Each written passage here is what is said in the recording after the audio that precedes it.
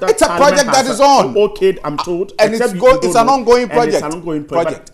So his critics say that it was in a T-shirt with the logo of the NDC embossed. You see, all these things are mischievous rants. Okay. Period. They are mischievous rants. These are programs that are already in place. He can perform his function as president and can also perform his function as a presidential candidate. As long as he is there, he can do both. It doesn't really matter. He cannot we ask we need to get our minds off the this fisheries minister to do when the fisheries minister does it, what happens to her?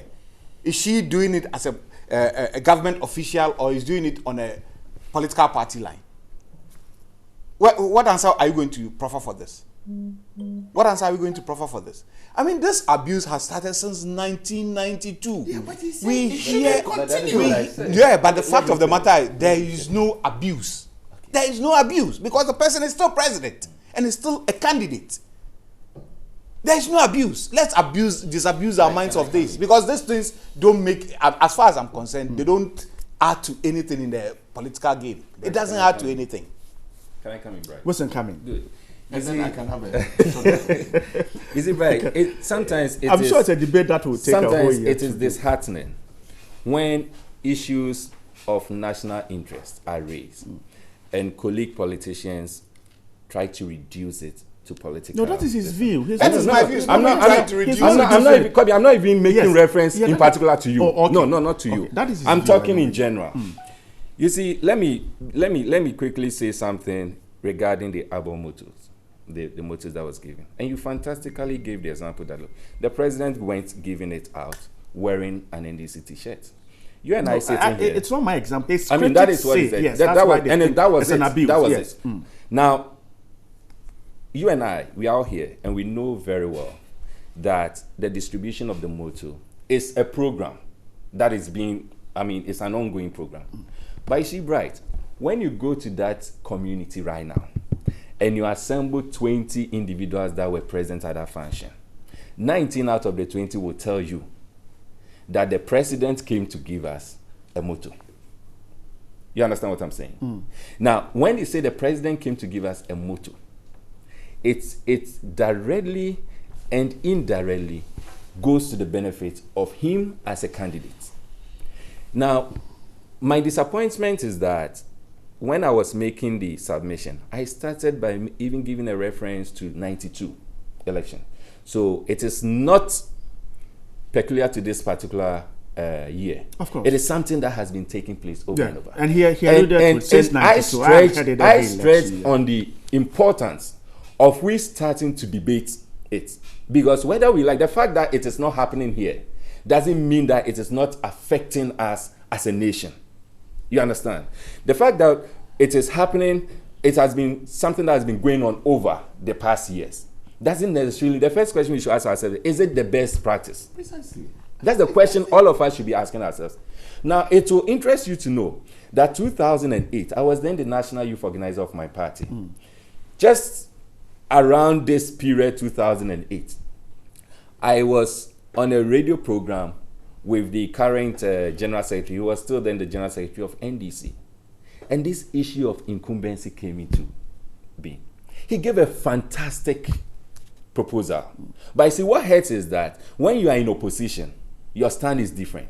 When you come into government, your stand is different. And that is the hypocrisy I see in the two political parties that have gotten the opportunity to rule us from 92 to this date. NDC, with the then general secretary and still the general secretary, was against abuse of incumbency in 2008. I said I was on a program with him and we discussed it. And we were saying that, look, it is high time we start defining what an abuse of incumbency is. Let us give a ceiling so that at this particular period, the president of the day knows that if I engage myself in A, B, C, D, I am doing party politics. And if I'm doing party politics, then this is the rule. This is how you should go about it. The fact that you are not traveling with the coat of arms doesn't mean that you are not using state resources. Well, he said the vehicles are privately run. What makes you think that it's a privately run vehicle? He's a member of the NDC, so you understand? I don't have any evidence. Counter to that. You may want to say it and say it like that. Of course, I would not know it. But the truth of the matter is that it will also be difficult for you to prove that the vehicles the president is using now in traveling belongs to him personally and doesn't belong to the state. It will be difficult for you to prove. You understand? But because the fact I haven't seen the Ford expedition as part of it. But you see, the fact that you belong to the NDC doesn't necessarily mean that everything you come to say, even though I do not belong to the NDC and sitting afar or standing afar, I wouldn't be able to reason and know. At least what I know is that the president is traveling. And his travel, you are saying he's working as a president and he's also as a candidate. I am saying that it is high time we start debating when the president should be seen as a president and when he should be seen as a flag bearer. Mr. Jacko, let me put this to you. Mr. Wilson's question, can we really define what is abuse of incumbency? Can we do it? Oh, I think that there must be some very clear definitions. Are you sure? I think so. You will not be saying that when you find yourself in government. Exactly. This is the whole argument. It's wonderful. I think that Wilson has made a fantastic point here this morning. He has been very honest and said that this is something that has happened from 1992. Exactly. You know, my difficulty with my colleague, my friend Kobe, is to say that there's no incumbency. I think is okay. So if the president is traveling, traveling what we need to do is to begin to define as a people. But you are saying there's a problem when you haven't even defined the problem. How do we even define it? When the man How do you is define the president, Come on. I am not saying that there's not a problem which is defined. I am saying that we must begin to define the limits of what an incumbent can do and cannot do. That presupposes that there is a problem. Oh, please. There is a problem, and let's not tickle ourselves. Come on, look at Her Excellency the First Lady. There are issues that are raised about the things that she's doing. What issues? Oh, it's all over. First Lady has been running a charity since she became the first. Very well, very well. So are charities allowed to distribute politically branded things? Is it a political charity? Can we begin is Madam Akufo-Addo not distributing things? Where did she get them from? Is Madam Akufo-Addo not distributing things? Is Madam Akufo-Addo the First Lady? Yes. So what is it? How is she done by those things? Okay. Isn't it she is not the first lady. So she can be excused.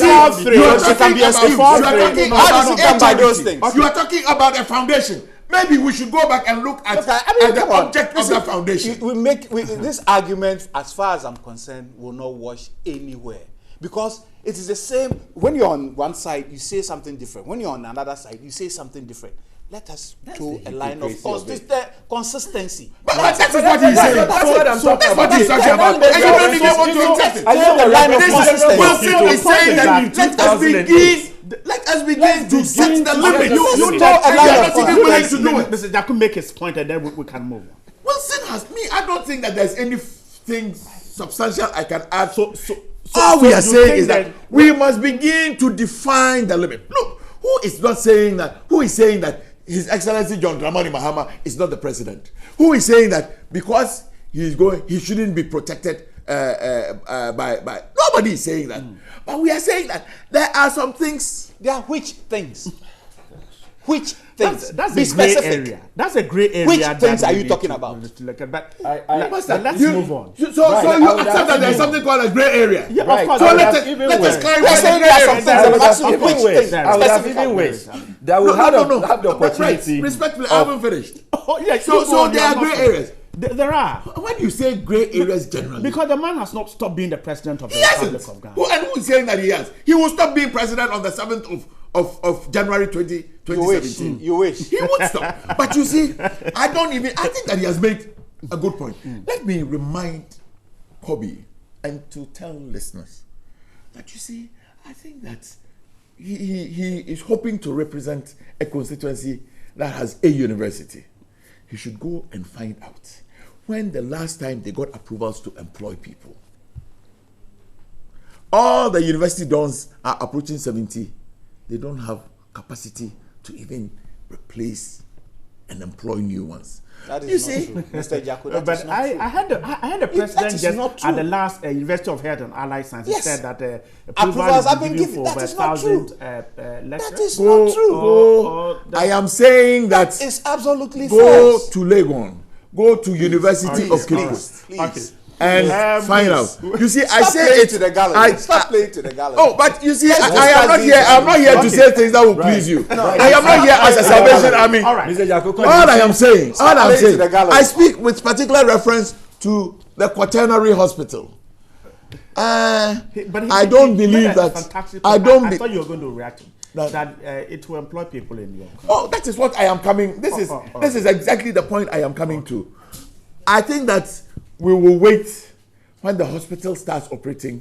Then we will find out how many new, and people. I underline the word new people, it has employed. Right. I'm grateful. Wilson. Let me just add this. You see, Kobe, I am even surprised that you are trying to say that there's nothing called an abuse of incumbency as far as the president's activities are concerned. I think he says his president or the flag bearer of the NDC, the president of Ghana, is not abusing incumbents. That's what he said. That's the point I'm making. There's nothing called abuse of incumbents. He said the president travels via private vehicles, and so he thinks that he's not abusing. Well, that is what he's saying. As to whether or not it is true, it's another thing. Well, that is what no one knows. You are just saying it. No, whether it is true or not. Because you don't know it. No, but the fact that I don't know it doesn't also mean that what you are saying is true. Well, I know it what I'm doesn't saying. mean that what you are saying is true. All I'm saying is let us start debating it. You use the word gray area. Presupposes that there is something that is not clearly defined. I've asked you what constitutes an abuse. Can we allow Mr. Wilson to wrap up? I'm saying that 2008, at least I make reference to that. 2008, then the MPP were in office. Indeed, 2008, it wasn't even, what's the name, the president's Kofuor who was running. It was their current flag bearer, Akufo-Addo, who was running. But you see, in 2008, we even acknowledged, myself, his general secretary, and others acknowledged that the MPP were abusing incumbency. Okay? Whether or not the president is currently abusing incumbency, it is left for the viewers to justify or to decide. But all I'm saying is that right from 92 to date, there has been an issue of abuse of incumbency, which as a nation we've not given attention to. Let us start debating it. Okay. Isn't it even ironical that all of a sudden, anytime an individual becomes a president, his wife, who is the first lady, becomes a philanthropist all of a sudden? Have we even discussed and debated where the money comes from? And I'm not making reference to the current. It is something that has been taking place right from Rawlings's time, Kofuor's time, even to date. I'm saying that as a nation, isn't it ironical that the very moment I become a president, my wife becomes first lady, and all of a sudden my wife becomes a philanthropist, going around distributing things and giving things. Where does the resource come from? Have we even questioned ourselves? I'm not saying it is wrong. She can solicit. I am not saying it is wrong. I am saying that it will only become wrong when it is the taxpayers' money that is being used for that. And so it is high time as a nation we start debating these issues. Absolutely. That is all I'm saying. Okay, I'm grateful. Right. Wilson, I'm grateful. Let me just find out. Maybe Kobe can tell us. I think that there are a lot of, even the outboard motors. Okay. He says it's a program. Why is it that then all of a sudden it is branded with the president's pictures and the colors of NDC? The outboard motors were not branded. Were not branded. Yes, so I guess the outboard motors were not branded. Oh, really? Yes, they were not branded.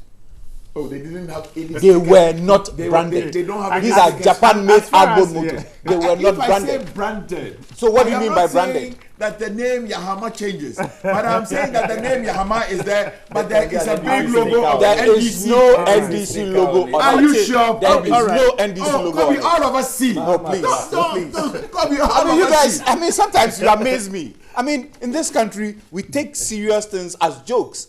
We are discussing these serious things, and you are telling us that the outboard motors were branded. Kobe, Well, what we saw, you what we work saw for Giffen.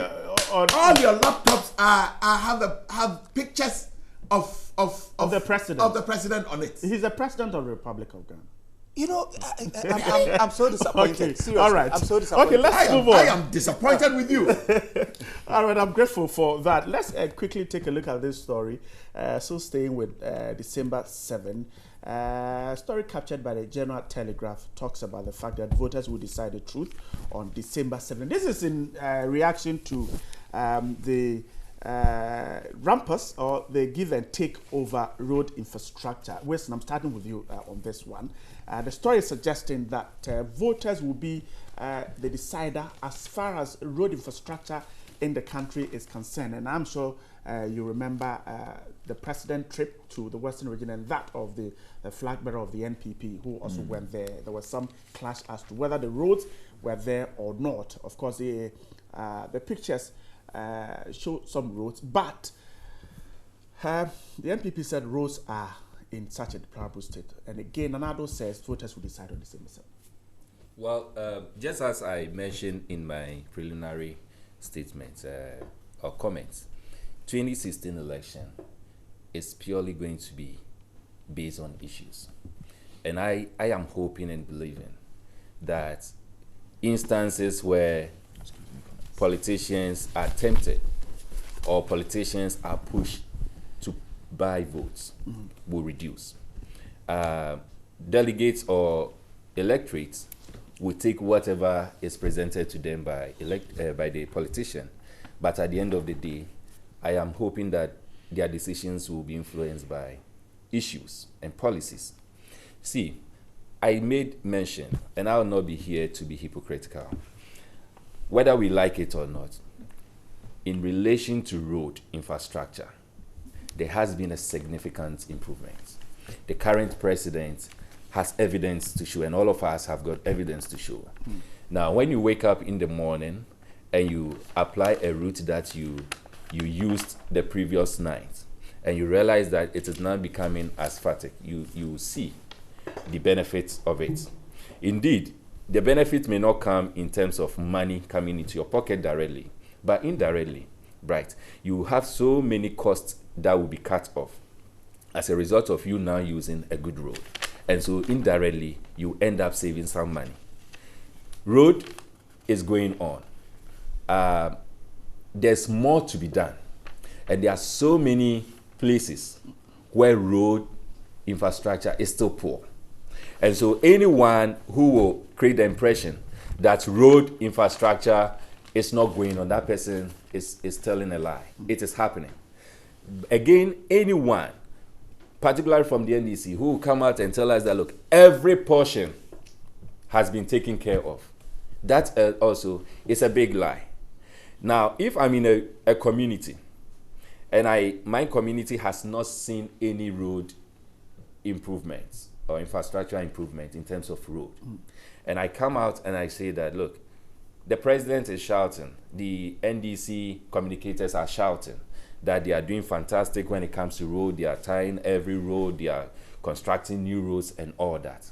If I belong to a community that I have not seen it, it will be difficult for me to believe it. And that is exactly what is happening. There are some communities that have not seen it.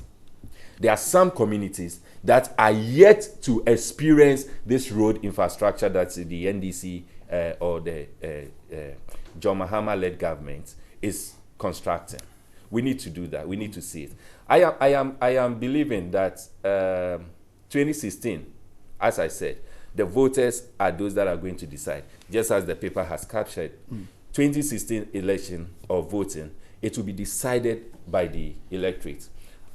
If you belong to a community where you are yet to see an infrastructural development, I'm sure your decision will be influenced by what you see, and it will not be influenced by what others are saying. And so that is what I believe in. I share with the caption that this coming election, it is the voters that needs to decide. And that is why I do discourage individuals who attempt to bribe voters. And again, I tell voters that, yes, some may be vulnerable, some may accept. But the truth of the matter is that anyone who comes presenting anything to you with the mindset that it should influence your decision, take it. But please, don't let it influence your decision. Okay. Let the policies, let the developmental things that you are expecting in your community, find out whether or not those things are happening.